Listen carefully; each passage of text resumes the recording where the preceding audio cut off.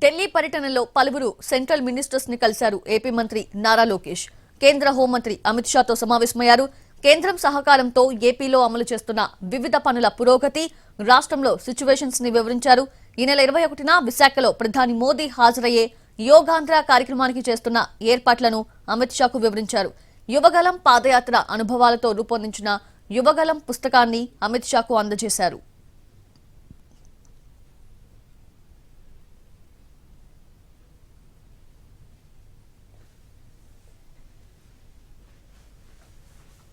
రాయలసీమలో food processing యూనిట్ల అభివృద్ధికి సహకరించాలని కేంద్ర మంత్రి చిరాగ్ పాస్వాన్ కోరారు. నారా లోకేష్ పండ్ల తోటల అభివృద్ధికి అనుకూలమైన వాతావరణం కలిగిన రాయలసీమను హార్టికల్చర్ హబ్ గా తీర్చిదిద్దేందుకు సహకరించాలన్నారు.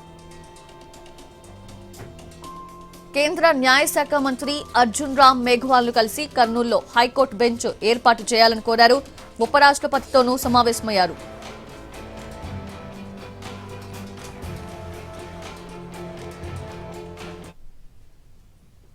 హెచ్డీ బర్లీ పొగాకు కొనుగోలులో వేగం పెంచాలి అన్నారు సీఎం చంద్రబాబు. పంట ఉత్పత్తుల్ని వాణిజ్య కోణంలోనే చూడాలన్నారు. మామిడి, పొగాకు, కోకో పంటల మద్దతు ధరలపై సమీక్ష నిర్వహించారు ఏపీ సీఎం. అధికారులకు పలు సూచనలు చేశారు. రైతులకు ఇబ్బంది కలగకుండా పంట ఉత్పత్తులను కొనుగోలు చేయాలన్నారు. పంట వివరాలు పర్యవేక్షణకు టెక్నాలజీని వినియోగించాలన్నారు. రైతులకు అండగా నిలిచి ఎగుమతులు పెంచేందుకు అత్యుత్తమ గ్రేడింగ్ విధానాలు అమలు చేయాలన్నారు చంద్రబాబు.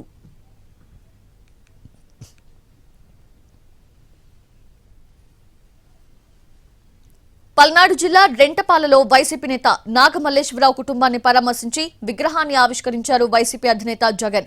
కూటమి అరాచక పాలనకు బలైన తొలి వైసీపీ నేత నాగమల్లేశ్వరరావే అని జగన్ అన్నారు. పోలీసులు వేధింపులకు గురిచేసి ఆత్మహత్య చేసుకునేలా చేశారని ఆరోపించారు.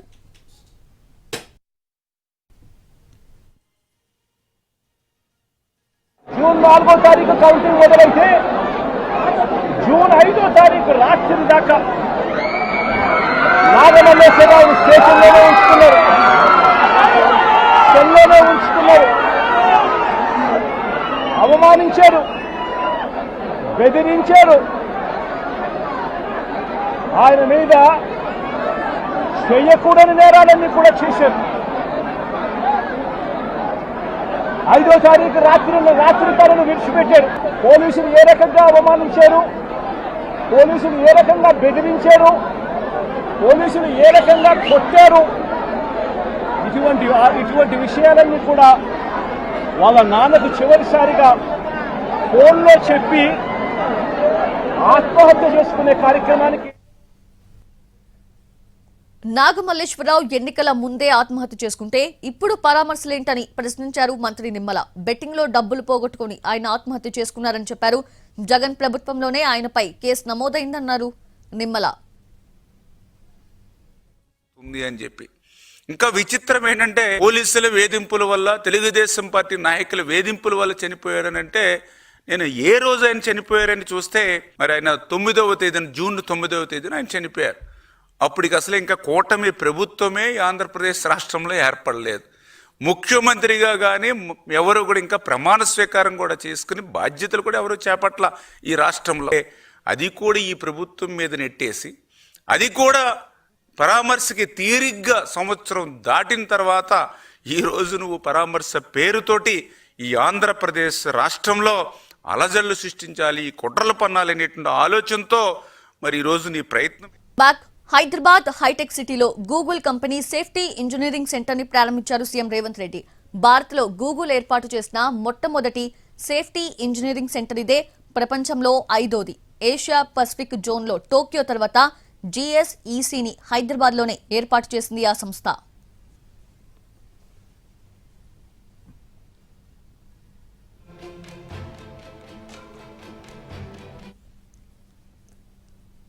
తెలంగాణ సీఎం రేవంత్ రెడ్డిని బ్రహ్మోస్ ఏరోస్పేస్ ప్రతినిధి బృందం కలిసింది. హైదరాబాద్ లో బ్రహ్మోస్ ఏరోస్పేస్ సంస్థని విస్తరించాలని ముఖ్యమంత్రి కోరారు. డిఫెన్స్ కారిడార్ ఏర్పాటుకు హైదరాబాద్, బెంగళూరు అనుకూలమైనవని వివరించారు. ఇప్పటికే హైదరాబాద్ లో డిఫెన్స్ కు సంబంధించి వివిధ సంస్థలున్నాయన్నారు. దేశంలో పెట్టుబడులకు తెలంగాణ అనుకూల ప్రదేశమని చెప్పారు. బ్రహ్మోస్ ఏరోస్పేస్ విస్తరణకి హైదరాబాద్ ను ఎంచుకోవాలని ప్రభుత్వం నుంచి అన్ని విధాలుగా సహాయ సహకారాలు అందిస్తామన్నారు సీఎం రేవంత్ రెడ్డి. దీనికి సానుకూలంగా స్పందించింది బ్రహ్మోస్ ఏరోస్పేస్ బృందం.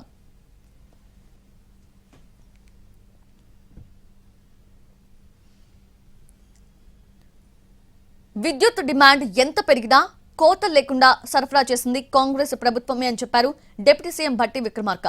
గతంలో కాంగ్రెస్ ప్రభుత్వాలు తీసుకొచ్చిన విద్యుత్ ప్రాజెక్టులతోనే బీఆర్ఎస్ 10 ఏళ్ల పాలనలో రాష్ట్రంలో కరెంటు సరఫరా జరిగిందన్నారు.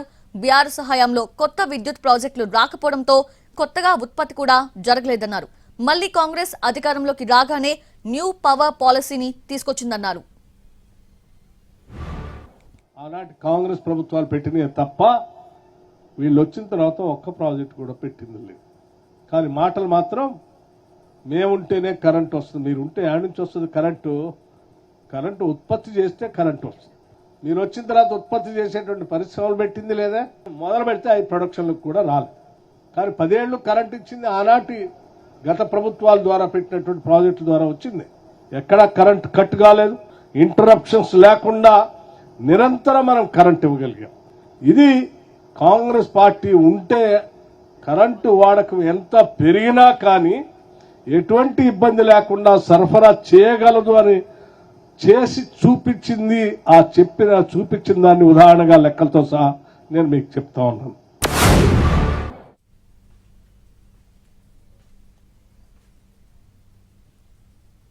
రైతుల పక్షాన మరో పోరాటానికి సిద్ధమవుతోంది బీఆర్ఎస్ పార్టీ. త్వరలోనే పార్టీ ముఖ్య నేతలతో కేసీఆర్ సమావేశం కానున్నారు. తెలంగాణలో సాగునీటి ప్రాజెక్టులపై కాంగ్రెస్ వైఖరికి వ్యతిరేకంగా సమావేశం నిర్వహించబోతున్నారు. రైతు సమస్యలపై ప్రత్యేక కార్యాచరణ చేపట్టాలని బీఆర్ఎస్ భావిస్తోంది. బీఆర్ఎస్ క్యాడర్ తన కార్యక్రమాలకి రావడం లేదన్నది తప్పుడు ప్రచారమని అన్నారు ఎమ్మెల్సీ కవిత. తన కార్యక్రమాలకు వస్తున్నది బీఆర్ఎస్ కార్యకర్తలే అని చెప్పారు. ఎమ్మెల్యేలు, మాజీ ఎమ్మెల్యేలు మాత్రమే రావడం లేదన్నారు. తన ఫోన్ ట్యాప్ చేశారా లేదా అన్న దానిపై మాట్లాడానని చెప్పారు కవిత. బీసీ రిజర్వేషన్ పై రైల్ రోకోతో కేంద్రం దిగి రాకపోతే ఢిల్లీలో రౌండ్ టేబుల్ ఏర్పాటు చేస్తామన్నారు. ఫార్ములా ఈ కార్ రేస్ కేసులో కేటీఆర్ ను ఏసీబీ అధికారులు చేస్తున్న విచారణ టైంపాస్ విచారణ అంటూ విమర్శించారు ఎమ్మెల్సీ కవిత. అడిగిన ప్రశ్నలే మళ్లీ మళ్లీ అడగటం వెనుక అర్థం లేదన్నారు. హరీష్ రావు ఆరోగ్యం బాగోలేదని తనకు తెలియదని, అందుకే హాస్పిటల్ కి వెళ్లలేదని చెప్పారామె. ఇక బనకచెల్లపై బీఆర్ఎస్ సుప్రీంకోర్టుకు వెళ్తుంది అన్నారు. లిక్కర్ స్కామ్ కేసులో వైసీపీ నేత చెవిరెడ్డి భాస్కర్ రెడ్డికి జులై 1 వరకు కూడా రిమాండ్ విధించింది ఏసీబీ న్యాయస్థానం. ఆయనతో పాటు అరెస్ట్ అయిన వెంకటేష్ నాయుడుకు కూడా రిమాండ్ విధించింది. అంతకుముందు బెంగళూరు నుంచి చెవిరెడ్డి సిట్ అధికారులు విజయవాడ తీసుకొచ్చి ఆయన్ని ప్రశ్నించారు. తర్వాత ఆరోగ్య పరీక్షల కోసం హాస్పిటల్ కి తీసుకెళ్లారు. ఆ సమయంలో చెవిరెడ్డి హల్చల్ చేశారు. తనని అక్రమంగా ఇరికించారంటూ గొడవ చేశారు. తనకి నోటీస్ కూడా ఇవ్వకుండా కక్షపూరితంగా అరెస్టు చేశారన్నారు.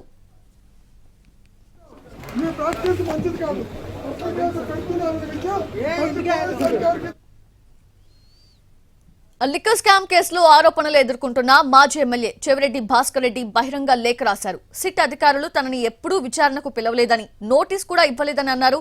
సిట్ అధికారులు ఒక్క మెసేజ్ పెట్టినా తాను విచారణకు వచ్చేవాడినన్నారు. తన జీవితంలో ఎప్పుడూ పారిపోలేదని, ముందస్తు బెయిల్ కూడా కోరలేదని, నిన్న కూడా తాను విజయవాడలోనే ఉన్నట్లు లేఖలో పేర్కొన్నారు. సిట్ పిలిస్తే రానప్పుడు తప్పవుతుందని, ఏడాదిగా విచారణ జరుపుతున్నా తన పేరు ఎప్పుడూ రాలేదన్నారు. గతంలో చంద్రబాబు సీఎంగా ఉన్నప్పుడు తనపై ఎన్నో కేసులు పెట్టి కొట్టించారని, ఇప్పుడు కూడా అదే చేస్తున్నారని ఆరోపించారు. తన కుటుంబ సభ్యులపైన కేసులు పెడతారేమోనని లేఖలో ప్రస్తావించారాయన. దుర్మార్గంగా, అన్యాయమైన కేసులు పెట్టిస్తున్నారని, ఆలస్యమైన సత్యమే గెలుస్తుంది అన్నారు చెవిరెడ్డి.